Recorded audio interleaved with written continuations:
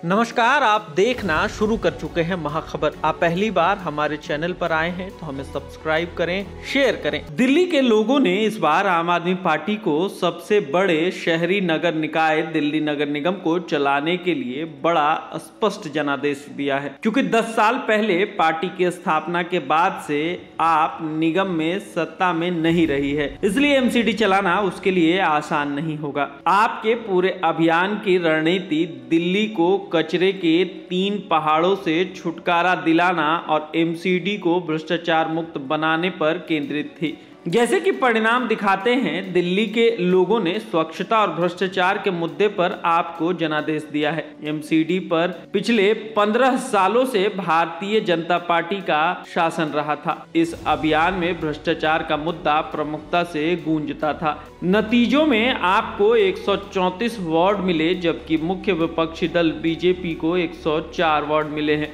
कांग्रेस ने कुल 250 वार्डों में से 9 सीटों पर जीत हासिल की है। स्पष्ट बहुमत के साथ आप बीजेपी से एमसीडी की बागडोर अपने हाथ में लेने के लिए पूरी तरह तैयार है। एमसीडी के पुनः एकीकरण के बाद सुचारू रूप से कार्य करने के लिए इसे 12 क्षेत्रों में विभाजित किया गया है। कुल 12 जोन में से 7 जोन पर आपका कंट्रोल होगा, जबकि 4 जोन पर बीजेपी का और 1 जोन में कांग्रेस के पार्षद की अहम भूमिका होगी। 1 जोन वार्ड समिति द्वारा शासित होता है, जो बाद में स्थायी समिति के लिए सदस्यों का चुनाव करती है। इस समिति की निगम के प्रशासनिक और वित्तीय निर्णयों में महत्वपूर्ण भूमिका होती है। आप शासित एमसीडी के प्रचार के दौरान किए गए वादों को पूरा करने में चुनौती का सामना करना पड़ेगा, क्योंकि बीजेपी के पार्षद भी बहुमत के करीब हैं। ऐसे में उनके लिए ये काम आसान नहीं होगा।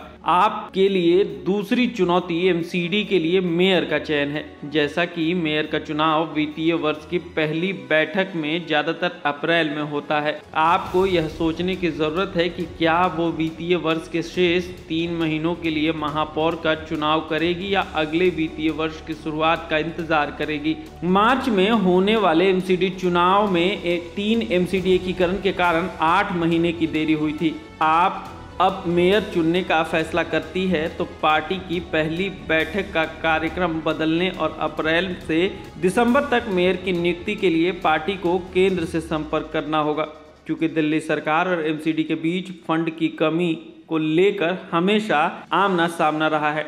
इसलिए केंद्र में बीजेपी और आपके बीच वित्तीय सहायता का मुद्दा भी उठ सकता है। प्रचार अभियान के दौरान आपके राष्ट्रीय संयोजक और दिल्ली का मुख्यमंत्री अरविंद केजरीवाल ने बीजेपी पर पिछले निकाय चुनाव में झूठा वादा करने का आरोप लगाया था। उसे सीधे केंद्र से पैसा मिलेगा। केजरीवाल ने दावा किया था कि बीते 5 साल में 1 रुपया भी नहीं मिला है।